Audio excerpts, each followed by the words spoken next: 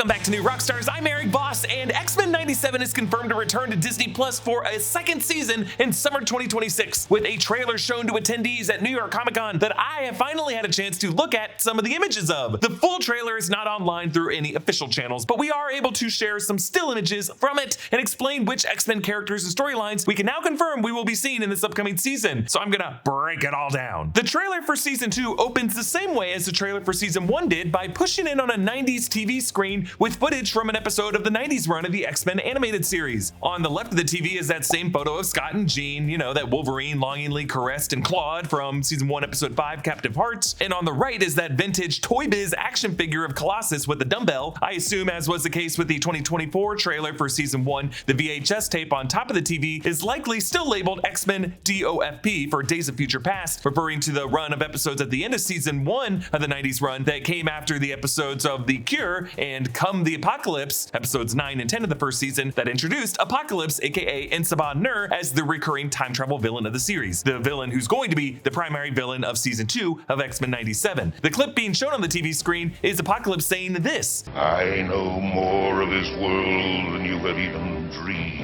Yes, this is part of his exchange in season 1, episode 9, The Cure, the final part of the episode when Apocalypse chats with Mystique, commanding her to acquire Rogue to be another one of his slaves. But it sounds like this clip changes the actual final words from what Apocalypse previously said. "That is why I must destroy you." To new audio here, where Apocalypse, who's now being voiced by Ross Marquand on X-Men 97, says instead, "We shall forge a new one." Yeah, that's pretty interesting because it changes Apocalypse's modus operandi from being a force of destruction to now being something closer to Ensabah Nur, perhaps a force of creation. Also, anytime the word forge gets added to a sentence, we just have to assume that the mutant Forge is involved, especially since Forge and Bishop are really so important to any time travel storyline, as is Cable, and Forge is definitely going to be there as part of the X Factor. But we also see some footage that looks like it might be from season 4, episode 21, Beyond Good and Evil Part 4, which was the season 4 finale and the big Apocalypse storyline. And here we see Storm and Gambit, Cyclops, Jean Grey, and Wolverine. And yes, they were all from the original 90s run here because they looked very different by the end of X-Men 97. And Apocalypse shouts his name with his classic look and the big ol' A belt buckle. And we see the X-Men circling up with Wolverine, Cyclops, Gambit, Rogue, and Morph. Jubilee lifts her shades and Scott pinches his nose under his eyepiece in agony. Then we see what I think is the Genosha massacre from X-Men 97 season 1. Magneto's big moment facing off that giant Sentinel, as well as Gambit's death when he was like, "Remember it." And then Rogue holding Gambit's corpse as she cried. And we see again the moment from X-Men 97 season 1, the finale mid-credit scene when Apocalypse went to Genosha, to the place where Gambit died, finding that Queen of Hearts card.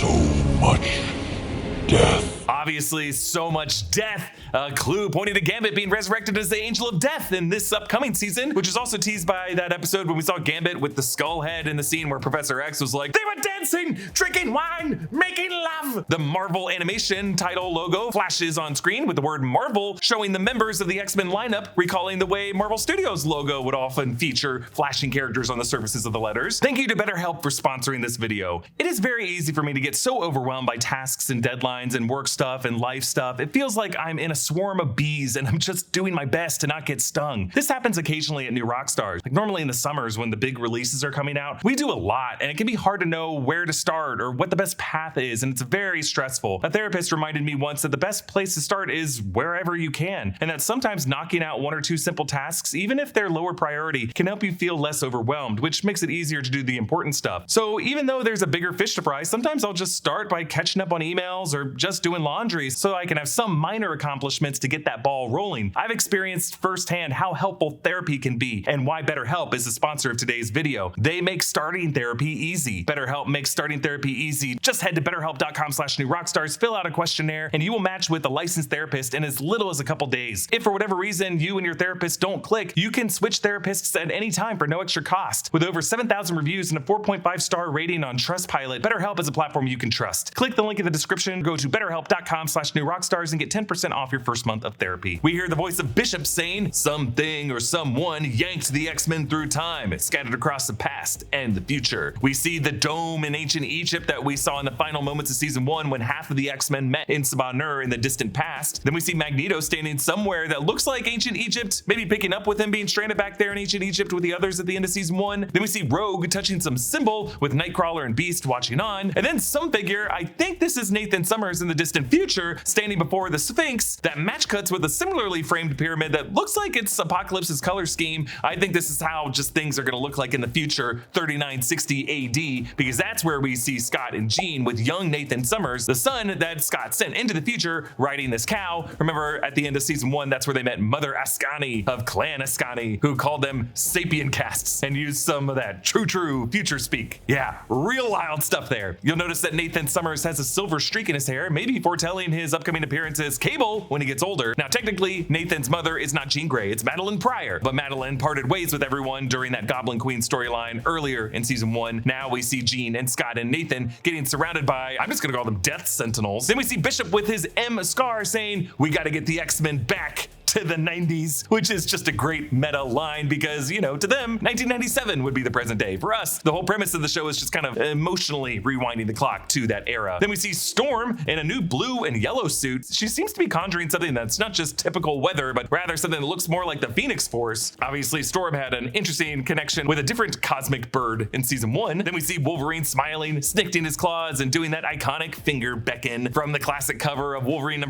from 1982 by Chris Claremont and Frank Miller. Hugh Jackman actually recreated this pose for a random live stream that Marvel put on the YouTube channel. We actually broke that down in this video. Then we see Jubilee with what looks like her Gen X haircut, love it, and Sunspot boogieing in some new suits, reminding us of when the two of them danced in the first episode of X-Men 97. Then we see Jean Grey and Cyclops wearing suits that I think are inspired by the 2001 Grant Morrison run, as Jean Grey uses her powers to create Wolverine's claws over Scott's eyes, allowing him to refract his cosmic blast to go between these claws in several different directions, forming this incredible array. It looks sick. I love this move. Now we know from D23 footage for X-Men 97 season 2 that Jean is gonna have some proper Wolverine claws this season, which is something that we've seen at different points in the comics. Then we see Nightcrawler bamfing to teleport around, fighting some robed figures. Then a quick shot of Omega Red, a villain that we know is gonna be in the Wolverine game later in 2026. Then we see adult Nathan Summers, Cable, appearing and wearing a ball cap, the classic MCU disguise. Then we see Sunspot fired up here. Colossus turns to look at us, and then this quick shot of Danger, who is the physical manifestation of the software used in the Danger Room from Joss Whedon and John Cassidy's astonishing X-Men run in 2005. I love that we are seeing this queen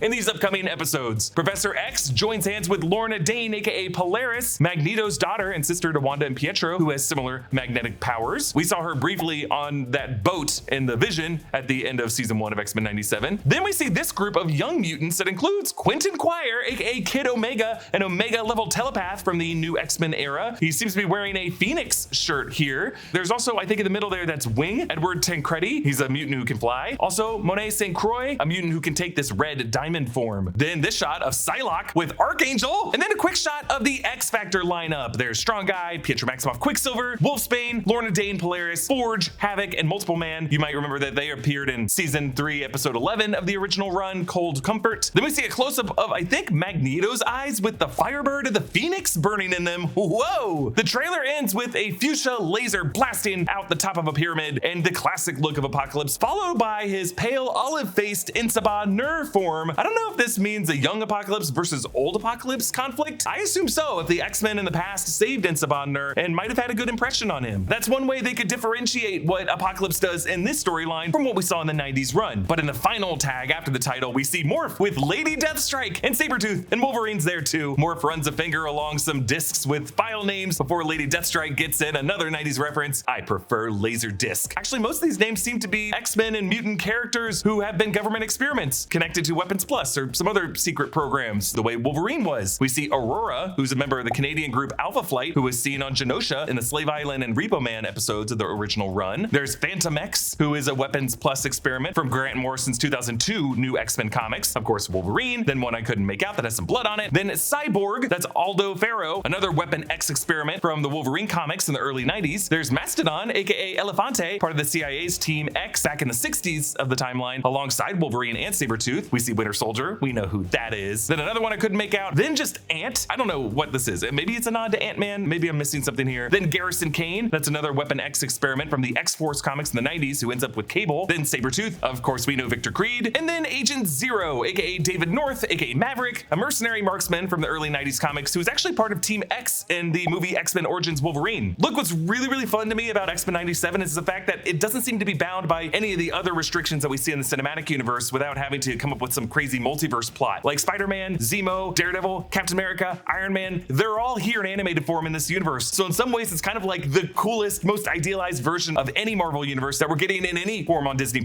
I'll do a more proper breakdown of any new footage we get when this trailer releases officially, but I did just want to break down the new things we learned from it in this video. Comment down below with your thoughts, and a special thanks to one of our YouTube members, Frederick Price, for supporting us at the executive producer level. Follow me, Eddie Voss, and subscribe to all the channels in the Rockstars network for breakdowns and news coverage of everything you love. Thanks for watching, and I'll see you next time. Bye.